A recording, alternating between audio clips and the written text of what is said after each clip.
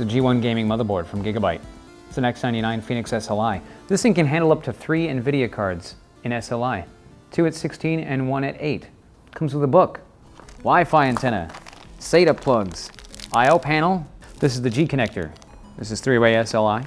And we have stickers, you know, for all you people who don't remember what you plugged stuff in. It's also got Intel USB 3.1 controller, which is really great, and it's got both a Type-C and a Type-A connector.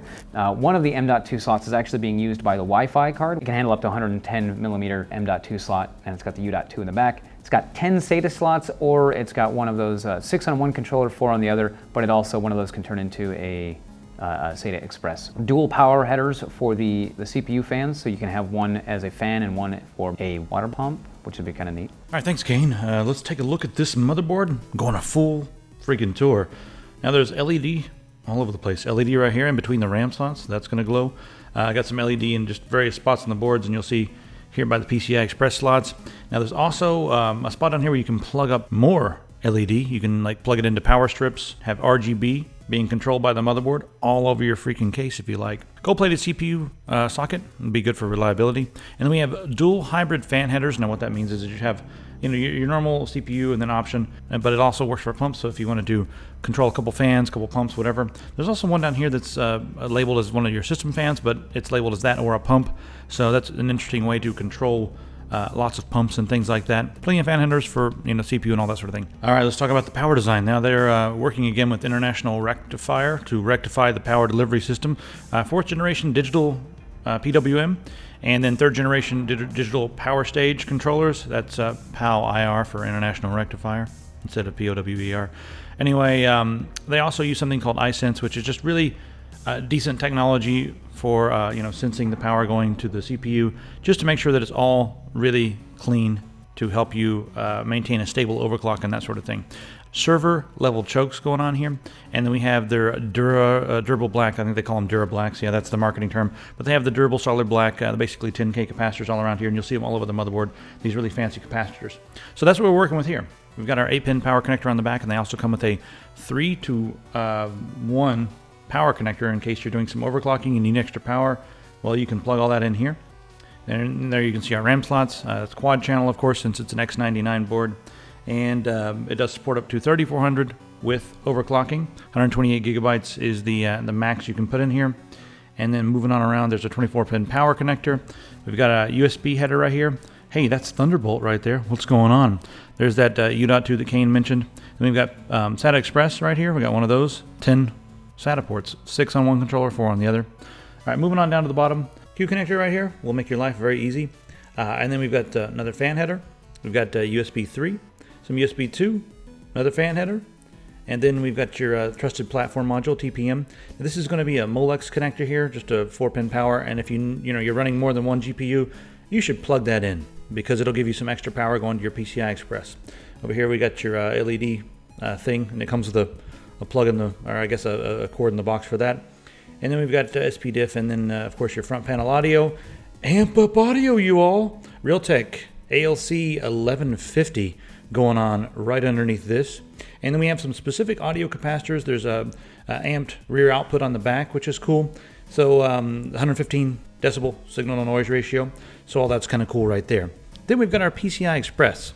So if you'll notice, I guess I should have mentioned it up here, this thing's got all the durable features going on. We've got the double copper, 2 ounces of copper in the board to help conductivity, and also just keep things a little cooler.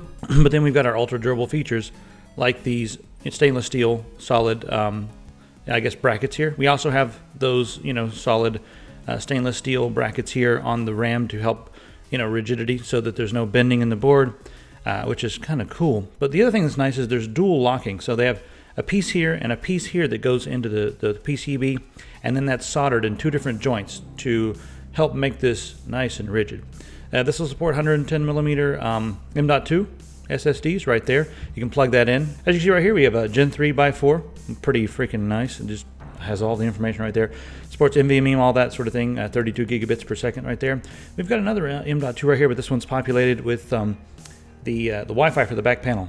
The AC Wi-Fi right there. CMOS battery, and then we have a PCI Express 1X right there. So we have 16, 16. These are going to run at 8. Hey, now it looks more uniform. One thing that's interesting, take a look at all this space right here we have tons of space between the first and the second. And then it comes with a ribbon for two-way SLI, and it has the bridge, the solid PCB bridge for three-way SLI. So all that is on there.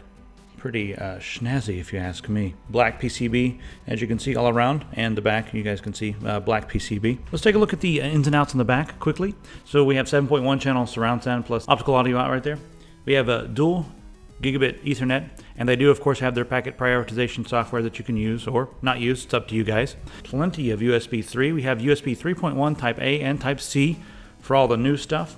You'll notice that there's a white USB on the back. Now that's going to be for your Q flash, and that'll allow you to flash the UEFI, whether or not there's RAM or CPU installed. That can be really handy if you get a brand new CPU and want to install that. We have two Wi-Fi antennas. There are Wi-Fi antennas and hookups here, but they're included, so you guys can plug that in. And then we also have our hybrid PS2 for mouse and keyboard. So to add to the whole, ultra durable, they've actually added an alloy layer on top of the silver layer that really just protects it from any sulfur or whatever.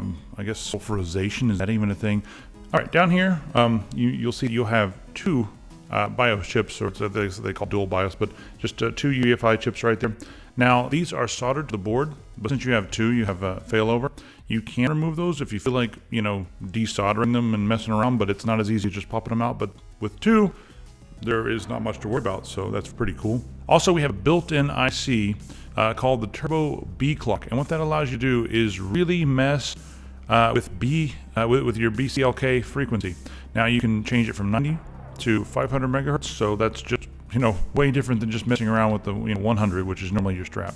So you can do a lot there with overclocking, thanks to the special integrated IC that they have developed for this board, or for most of the X99 boards, that is. Also, in the back here we have ESD protection for your USB and your LAN, and in my opinion, the LAN's probably where you need it the most. So I mean, this thing is just pretty much loaded with features, just completely freaking loaded. But I think the thing that most people are going to be excited about is the ambient surround LED going on here. Or maybe it's the features. I don't know. Let me know what you guys want on this. Do you guys want all the crazy features? Would you guys sacrifice some features just for the RGB, because that's like all the rage right now? Just let me know in the comments. All right, that's pretty much it for the X99 Phoenix SLI. So the thing is loaded. I'm probably going to use this for a build. I've got a 20-core CPU that might like to live right here. The Xeon CPUs in these X99 motherboards are very happy and very well priced. So check those out when you're thinking about your your i7s and stuff. Think about some of the Xeons as well. Anyway, completely loaded board. Let me know what you guys think, and we'll see you guys in the comments. Back to you, Kane. Do you smell garlic bread?